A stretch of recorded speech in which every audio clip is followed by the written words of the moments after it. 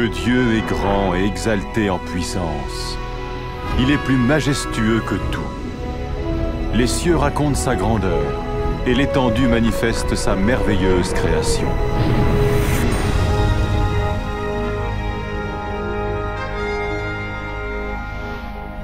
Jour après jour, ils ne cessent de parler, et chaque nuit, ils le font connaître. En créant les cieux, Dieu créa aussi la terre, et à partir de la poussière du sol, il créa l'homme et lui insuffla dans les narines le souffle de vie.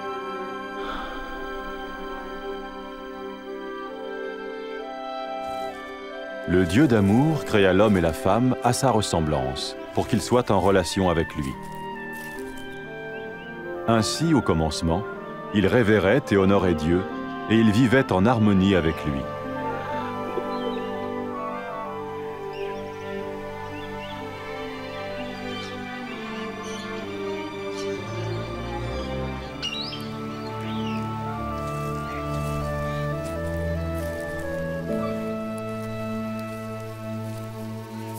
Il en fut ainsi jusqu'au jour où Satan tenta la femme pour lui faire manger le fruit défendu. Elle le donna à l'homme qui en mangea aussi. Ce faisant, l'être humain se rebella contre Dieu et suivit son propre chemin. À cause de ce péché, l'être humain fut séparé de Dieu et jeté hors du jardin d'Éden.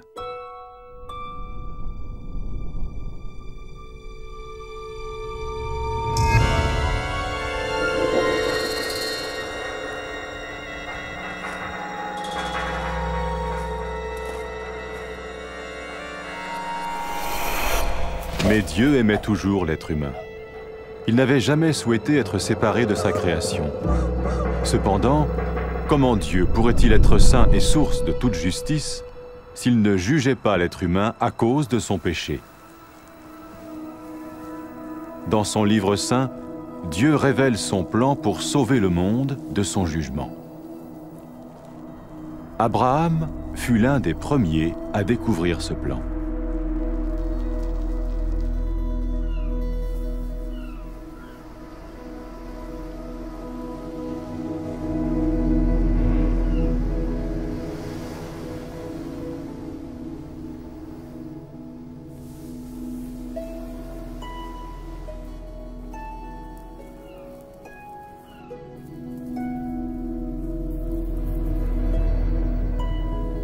Abraham était un homme juste. Dieu lui fit la promesse de le bénir et de rendre ses descendants aussi nombreux que le sable de la mer et que les étoiles du ciel.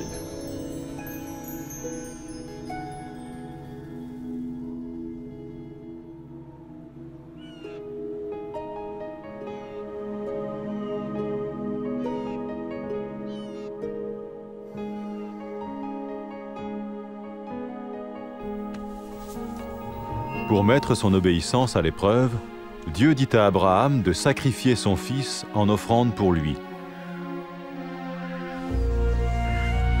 Abraham fit confiance à Dieu et chercha à lui obéir.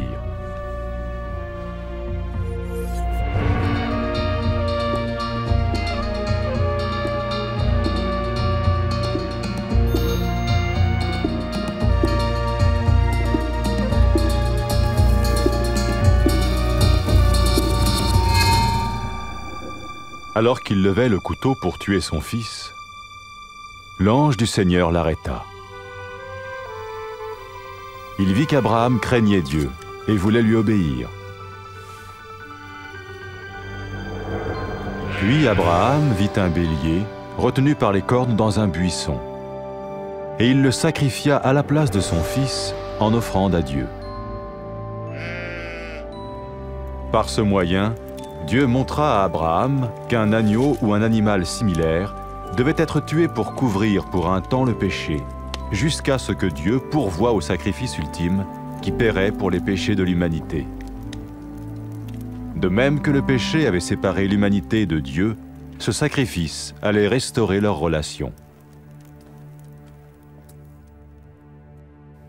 Les Saintes Écritures parlent de celui qui allait venir pour être le sacrifice ultime pour les péchés du monde.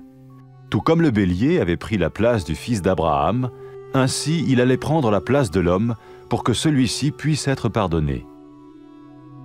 Certains parlent de cette personne comme du Messie, celui qui viendrait pour réconcilier une fois pour toutes le monde avec Dieu.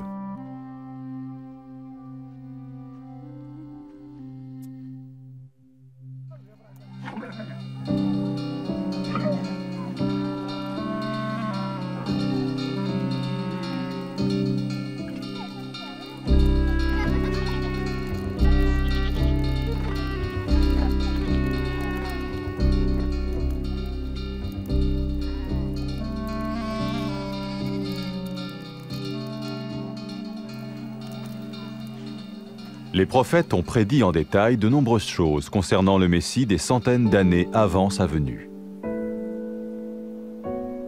Le prophète Ésaïe a prédit qu'il naîtrait de façon miraculeuse.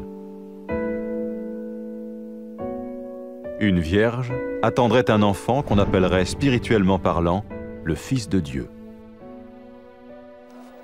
Le prophète Michée a prédit que le Messie naîtrait à Bethléem, tandis que le prophète Zacharie a dit à l'avance qu'il ferait son entrée dans Jérusalem sur un âne, et que Judas, l'un de ceux qui le suivaient, le trahirait.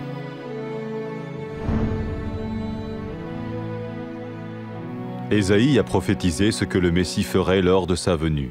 « L'Éternel m'a oint pour porter la bonne nouvelle aux malheureux, pour guérir les cœurs brisés, pour proclamer aux captifs la liberté et annoncer que le temps vient où l'Éternel va sauver son peuple. »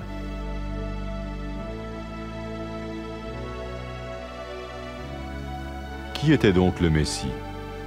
Au 1er siècle vint un prophète appelé Jésus. Certains pensèrent qu'il était celui dont parlaient les prophètes. Est-ce possible? Sa vie a-t-elle accompli ce qu'on avait prédit de lui? Jésus était-il plus qu'un prophète? Ce qui suit est son histoire basée sur des témoignages oculaires rapportés dans les Saintes Écritures.